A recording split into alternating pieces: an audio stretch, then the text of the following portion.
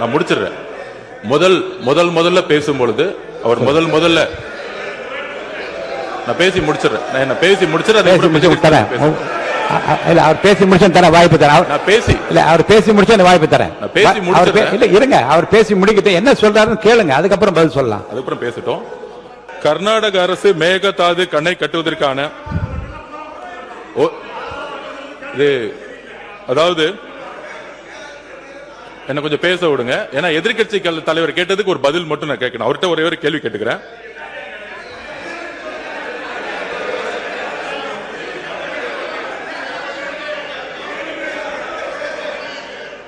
திரு மு.க. ஸ்டாலின் அவர்களின் தலைமையில் நடைபெற்ற திமுக ஆட்சியில் மாண்புமிகு பேரவைத் தலைவர் அவர்களே, மாண்புமிகு எதிர்க்கட்சி தலைவர் அவருடைய உரையில் ஒரு தவறான தகவலை கொடுத்தார். பிரதம மந்திரிக்கு ஒரு முறை மட்டும்தான் கடிதத்தை மாண்புமிகு முதலமைச்சர் எழுதினார் சொன்னாரு. நான் முடிச்சிடுறேன். முதல்ல பேசும்பொழுது அவர் முதல்ல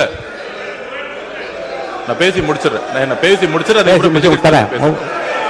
அவர் பேசி முடிச்சு தர வாய்ப்பு தரேன். நான் பேசி இல்ல அவர் பேசி முடிச்சு வாய்ப்பு தரேன். நான் பேசி முடிச்சிடுறேன். இல்ல இருங்க, அவர் பேசி முடிக்கிட்டு என்ன சொல்றாருன்னு கேளுங்க, அதுக்கப்புறம் பதில் சொல்லலாம். அதுக்கப்புறம் பேசிட்டோம்.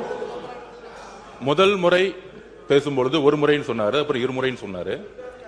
அதுக்கப்புறம் விவசாயிகளை சந்திக்கலன்னு சொன்னாரு.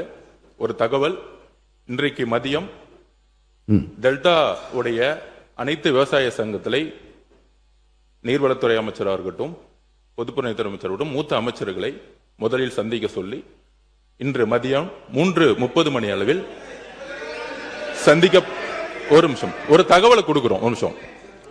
சந்திக்கிறதுக்கு போன வாரமே அதுக்கான இன்ஸ்ட்ரக்ஷன் கொடுத்துட்டாரு. Number 1 point. எதிர்க்கட்சி தலைவரை பார்த்து ஒரே ஒரு கேள்வி கேட்கிறேன், அதுக்கான விளக்கத்தை இங்க பதிவு செய்யணும்.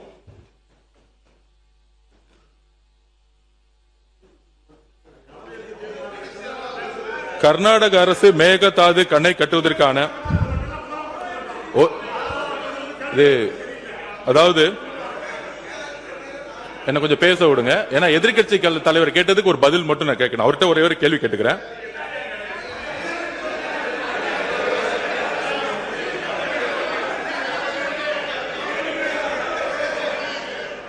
திரு மு.க. ஸ்டாலின் அவர்களின் தலைமையில் நடைபெற்ற திமுக ஆட்சியில் கர்நாடக அரசு மேகதாது அணை கட்டுவதற்கான திட்ட அறிக்கையை கர்நாடக அரசு தயார் செய்த நிலையில் அதை எதிர்த்து உச்ச நீதிமன்றத்தில் தமிழ்நாடு அரசு மனு தாக்கல் செய்தது.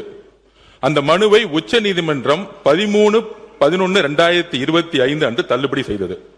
தமிழ்நாடு அரசின் மனுவை உச்ச நீதிமன்றம் தள்ளுபடி செய்ததை எதிர்த்து அன்றைய திமுக அரசு மீண்டும் உச்ச நீதிமன்றம் சீராய்வு மனுவை தாக்கல் செய்தது. அந்த சீராய்வு மனுவும் 15/4/2026 அன்று உச்ச நீதிமன்றத்தால் தள்ளுபடி செய்யப்பட்டது. அதையடுத்து மறு சீராய்வு மனுவை அன்றைய திமுக தலைமையிலான தமிழ்நாடு அரசு உச்ச நீதிமன்றத்தில் தாக்கல் செய்தது. தமிழக உரிமையை காக்கும் கடைசி வாய்ப்பாக இருந்த அந்த மனு மீதும் கவனமாக உரிய வாதங்களை வலுவாக முன்னாள் முதலமைச்சர் திரு மு.க. ஸ்டாலின் அவர்கள் தலைமையிலான திமுக அரசு எடுத்து வைக்கவில்லை. அதை எடுத்து உச்ச நீதிமன்ற தலைமை நீதிபதி அமர்வு மறு சீராய்வு மனுவை 25/4/2026 அன்று தள்ளுபடி செய்தது. 3 முறை தள்ளுபடி செய்ததுக்கான விளக்கத்தை மாண்புமிகு எதிர்க்கட்சி தலைவர் இங்கு விளக்க வேண்டும். இந்த உச்சநீதிமன்றத்தில் இந்த டிபிஆர் கேஸ தள்ளுபடி ஏன் சந்திச்சுன்னு அவங்களுடைய திமுக ஆட்சியில தான் இந்த மேகதாது விஷயமா உச்சநீதிமன்றத்தில் 3 முறையும் தள்ளுபடி செஞ்சாங்க. அது எதனால தள்ளுபடி செஞ்சு எதிர்க்கட்சி தலைவர்கள் சொல்லட்டும். நாங்கள் புதிய அரசை எங்களுடைய மாண்புமிகு முதலமைச்சர் வந்திருக்கோம். 3 முறை உச்ச நீதிமன்றத்தில் திமுக தலைமை அரசு மேகதாது அப்பீல்ல ஏன் தோத்தாங்கிறத எதிர்க்கட்சி தலைவர் சொல்லட்டும். ஒருத்தர் அவங்க பேச போறாங்க. உறுப்பினர் உட்காருங்க, அவங்க பேசட்டும். யாராவது ஒருத்தர் பேசுங்க.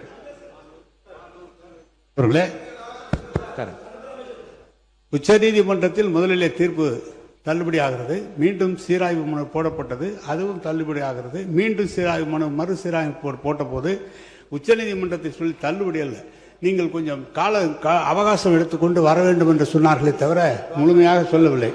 ஒன்று. இரண்டாவது, மாண்பு அமைச்சர் பெருமக்கள் முதலமைச்சரை புகழ்ந்து பேசுவது என்பது இயல்பு. அவர் பேசட்டும், அதெல்லாம் ஒன்று, எந்த விதமான மாறுபாடான கருத்து இல்லை. அவர் 3 ஆண்டு காலம் யாரை கண்டு பயப்பட வேண்டும் என்று சொல்லி முதலமைச்சரை குளிர்ப்பது இல்லை. அதை இங்கேருந்து ஒருத்தர் மாற்றி பேசி நீங்கள் யாரை பாராட்டுன்னு நினைக்கிறீங்களோ அது சண்டை வளர்க்குறதா இருக்குது. நீங்கள் நல்லபடியாக அந்த மேகதாது பிரச்சனையில் நம்முடைய ஒற்றுமையை பற்றி பேசுகிற போது இதுபோல் கருத்து மாறுபாடு தேவையில்லை என்னுடைய கருத்து. எனவே கழக அரசு தளபதி, நமது தளபதி முன்னாள் முதலமைச்சர் அவர்கள் மேகதாதை பற்றி ஒரு நாள் கூட தாமதம் செய்யாமல் அடுத்த நடவடிக்கைகள் எடுத்திருக்கிறார் என்பதுதான் வரலாறு.